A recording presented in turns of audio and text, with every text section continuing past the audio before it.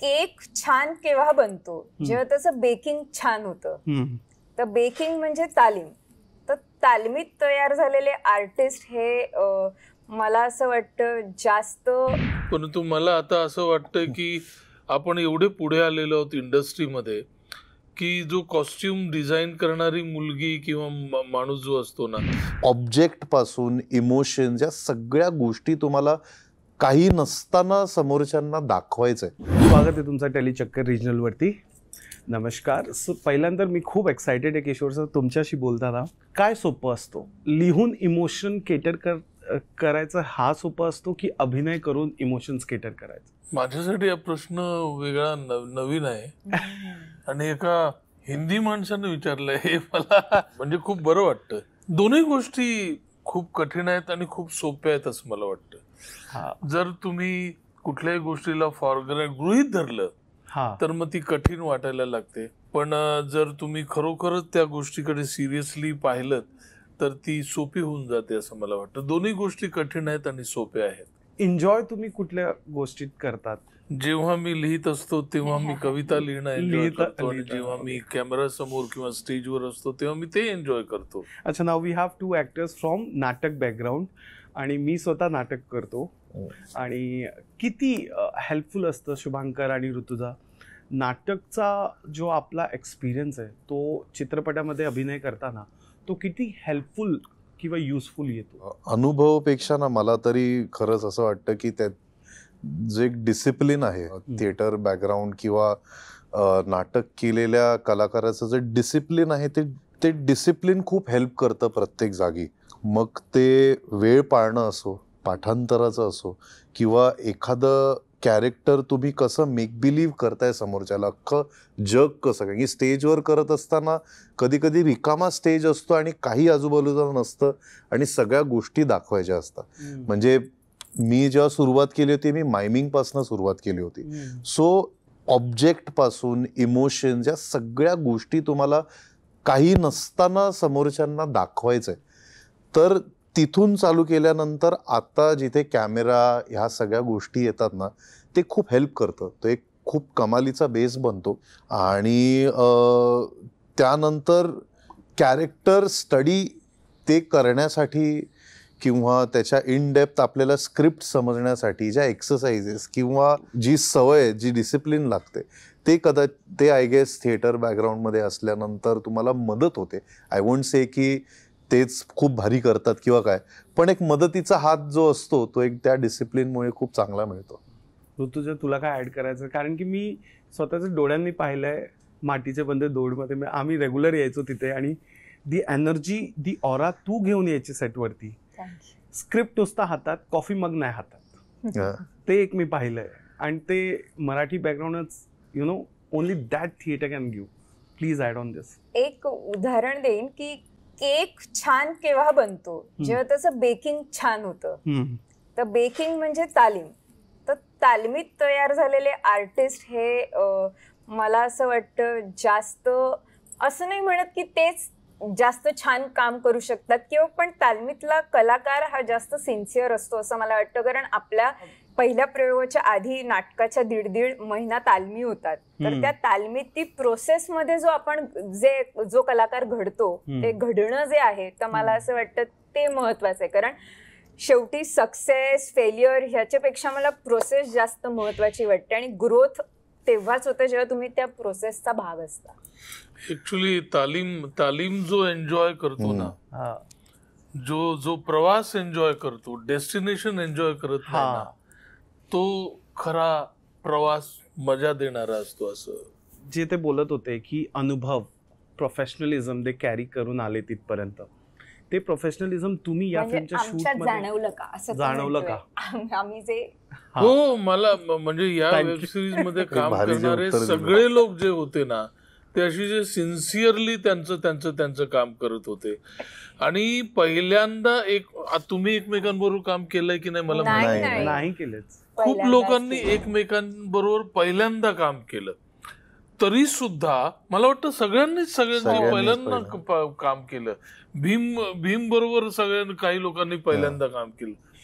पण जो कामाकडे सिरियसली बघतो आणि स्वतःला पण गृहीत धरत नाही आणि प्रामाणिकपणे ट्रूथफुली करण्याचा प्रयत्न करतो, तर एकमेकांना ते समजून घेतात आणि थिएटर बॅकग्राऊंडमधनं जे आलेले असतात ना ते जास्त समजून घेतात असं मला वाटतं, कारण त्यांच्यामध्ये तो फिल्मीपणा, प्रिटेंडन्स तो नसतो असं मला वाटतं. ओके. बतौर अभिनेता कलाकार म्हणून खूप ठिकाणी जाऊन शूट करायला अपॉर्च्युनिटी भेटते आपल्याला. कधी असं सुपर नॅचरल एक्सपिरियन्स आलाय कधी कुठेतरी शूट करताना? काहीतरी स्केरी झालंय तुमच्या सोबत? असं काही झालं तर नाहीये. फक्त अंधारमाया शूट करताना आम्हाला त्या स्पेसमुळेच प्रत्येक वेळेला असं वाटायचं की अरे आपण कुठे शूट करतोय किंवा काही, प्लस ते सेटिंग, डायलॉग्स आणि सगळ्या गोष्टी त्याच्यामुळेच मेजरली वाटलेले आहेत. आय गेस अंधारमायामध्येच सगळ्यात जास्त मला तरी एक्सपिरियन्स आला. ओके. कितींदा मी असं बघितलंय की खूप अभिनेता, कलाकार ते कॉस्ट्युम, सेटअप, बॅकग्राऊंड म्युझिक आणि मेकअपला पण क्रेडिट देतात. ते सांगतात परफॉर्मन्समध्ये हे लोक सपोर्ट करतात. आणि असला काहीतरी कन्सेप्ट जर आमच्या समोर आला, पहिल्यांदा झी5 घेऊन येतो काहीतरी स्कॅरी इन मराठी, तर तिथे हे सगळे गोष्टी खूप इम्पॉर्टंट आणि महत्त्वपूर्ण जातात. तुमच्यासाठी कधी असं झालंय कन्सेप्ट दॅट रेडी ऑन सेटवरती चालले मी आणि कॉस्ट्यूममध्ये दिस इज नॉट गोईंग, यार चेंज करा, हे माझा किरदार असं नाही कपडे घालू शकत, कधी असं झालंय? हो, असं काही बाबतीत कधी कधी होतं. परंतु मला आता असं वाटतं की आपण एवढे पुढे आलेलो आहोत इंडस्ट्रीमध्ये की जो कॉस्ट्युम डिझाईन करणारी मुलगी किंवा माणूस जो असतो ना त्याने संपूर्ण अभ्यास केलेला असतो आणि आता तो प्रोफेशनलिझम जास्त चांगला आलेला आहे असं मला वाटतं. तुमचं दोघांना कधी काही असा एक्सपिरियन्स आहे की तुम्हाला बोलावं लागलं की हे बघ हे मी कसं करू शकतो? नाही, आता एकांकिका स्पर्धा करायचो तेव्हा काय आम्हाला कॉस्ट्युम डिरेक्टर किंवा कॉस्ट्युम वाला कोणी नसायचं, तर आम्हीच मिळून काही ना काहीतरी शोधायचो, रिसर्च करायचो. आम्ही एक गिरगाव दादर नावाची एकांकिका केलेली, तर 1960चा काळ होता, तर तेव्हा कसे कपडे घालायचे, तेव्हा कसे दिसायचे, वावरायचे, तर हे सगळं जसं आपण एक प्रेयर आहे त्याच्यात अंगिक, वाचिक, आहारी आणि सात्विक 4 प्रकार आहेत. त्यातला जो आहारी अभिनय आहे त्याच्यात हे सगळे ऍस्पेक्ट येतात. सेट म्हणा, लाईट म्हणा, मेकअप म्हणा, कॉस्ट्युम म्हणा. आणि जेव्हा सगळं टू द पॉइंट असतं ना तेव्हा कॅरेक्टरने फक्त डिलिव्हर करायचं असतं जे रायटिंगमध्ये असतं ते. तर मला असं वाटतं सगळं जुळून आलं की एक खरं पात्र तयार होतं. माझं तर म्हणजे मी कुठले चेंजेस सांगितलेत किंवा असं नाही, पण माझा पर्सनली एक भर असतो की मी एक्सेसरीज जे असतात ना, आणखी फार कधी कधी ना मेल ऍक्टर्स ना एक्सेसरीज काय वापरतायत किंवा काय एक घड्याळ दिलं संपला विषय, असं भरपूर वेळा होतं. नॉट नेसेसरीली नेहमी होतं, पण माझं नेहमी तो एक भर असतो कारण की त्याच्याने आपल्याला भरपूर बॅकस्टोरीज कळतात त्या व्यक्तीबद्दलच्या, मॅनरिझम्स आपण त्याच्यातनं काढू शकतो. एक साधी चेन सुद्धा घातली असेल तर ती कुठली घातली आहे, कुठल्या देवाची घातली आहे का, किंवा फक्त स्वतःच्या नावाची घातली आहे का किंवा काय, तर ह्या छोट्या छोट्या गोष्टी मी त्यातून एक्सेसरीजमधून खूप बघतो, कारण की त्याच्यातनं भरपूर कळतो की आपण माणूस म्हणून पण कसा दाखवू शकतो. समजा एक मीपणा असलेला किंवा असं कोण असेल तर कदाचित तो स्वतःच्या नावाचं काहीतरी घालेल किंवा स्वतःवरती एवढा प्रेम असणार आहे की भाई मेरे नाम का मैंने इतना बडा पहना है की मैं किंग आहे, तर असं. सो अशा प्रकारच्या छोट्या छोट्या गोष्टी मी तरी ट्राय करतो आणायच्या. लास्ट क्वेश्चन मला विचारायचं ते की हॉरर जॉनरला का हो म्हणाले तुम्ही ॲज अन ॲक्टर? काय वाटलं की स्कोप भेटेल? कारण की मी कॉमेडी बघितले, पण हॉरर हा खूप डिफिकल्ट असतो परफॉर्म करताना, किंवा कॅमेरा असो किंवा थिएटरमध्ये तर करून झालंय आता तुम्ही काय बोलायचं ते बोला, पण इथे आपल्याला रिटेक भेटतं. पण ऑन द टाइम लाईटचा उपयोग करणं, बॅकग्राऊंड म्युझिक आणि कॅमेऱ्याचं अंडरस्टँडिंग असलं पाहिजे. मग का हो बोलले आणि what was your thought process while saying yes for this project? Basically what I really want to ask. माझं एक ऑब्व्हियसली डिरेक्टर, त्यांच्याबरोबर काम करायचे, कथा खूप जबरदस्त त्यासाठी तरी आहे. पण हॉरर या जॉनरला हा का म्हणालो, कारण की मी ज्या पर्सनली बघतो ना, मला हॉरर बघायला फार आवडत नाही, कारण की मला माहित असतं की how it is made.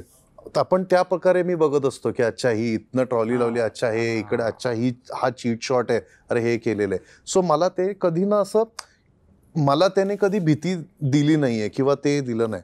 So मला बघायचं होतं की मी बाकीच्या सगळ्या जॉनरमध्ये थोडं केले, थोडं सस्पेन्स असेल किंवा कॉमेडी असेल, सिरियस असेल, पण हॉरर आपल्यामध्ये ते आहे का? लेट्स चॅलेंज आवरसेल्व्हज ऑल्सो, की ऍक्टर म्हणून पण मी वेगळ्या वेगळ्या पद्धतीने आपण स्वतःला ढकलून बघूया ना.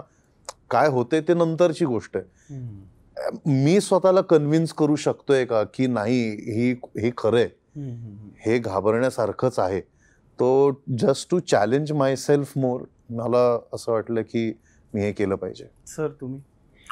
मला भीमराव काम करायचं होतं हे एक, आणि दुसरं म्हणजे मी हॉरर जॉनर मध्ये कधी काम केलं नव्हतं. तसा रोल मला कुणी ऑफर केलेला नव्हता, आणि अनेक शेडच्या वेगळ्या वेगळ्या भूमिका केल्या होत्या, पण अशा प्रकारचं काही केलेलं नव्हतं. हे दुसरं कारण. आणि तिसरं कारण म्हणजे ते कोकणामध्ये शूट होत होतं. Konkan is a very good place to live. Yes yes. तुला काय ऍड करायचं? सेम, की मी कधी काम नव्हतं केलं या म्हणून हा जॉनरमध्ये, प्रश्न त्यामुळे विचारला की- मला वेगळं काहीतरी करायचं होतं. भीम सरांबरोबर काम करायचं होतं आणि उत्तम कथा आहे, त्यामुळे मला इंटरेस्टिंग वाटलं. सो बघूया सगळ्यांना आवडते का. आणि ट्रेलर मला तर आवडला. आता मी एक्साइटेड आहे फिल्म बघायसाठी. मी थिएटरमध्ये जाऊन बघणार, कारण की या काळात थिएटरला ऑडियन्सला फॅच करणं हे मोठी गोष्ट आहे. आणि you know the platform we are talking about, चाहे OTT असो किंवा त्याच्यात एफर्ट लागतात की मी सबस्क्रिप्शन घेऊ ZEE5चा आणि तिथे जाऊन बघू. पण या काळात ऑडियन्सला फॅच करणं तिथपर्यंत हा खूप इम्पॉर्टंट आहे. You guys are doing it. So best of luck from Thank you. Telichakkar. Thank you so much. कसं वाटलं टेलीचक्कर रिजनलशी बोलताना? ग्रेट ग्रेट, खूप मस्त वाटलं. Thank you. Thank you. Questions are very good, very different, Yeah. आणि थँक्स अ लॉट. नक्की बघा अंधारमाया ZEE5 वर.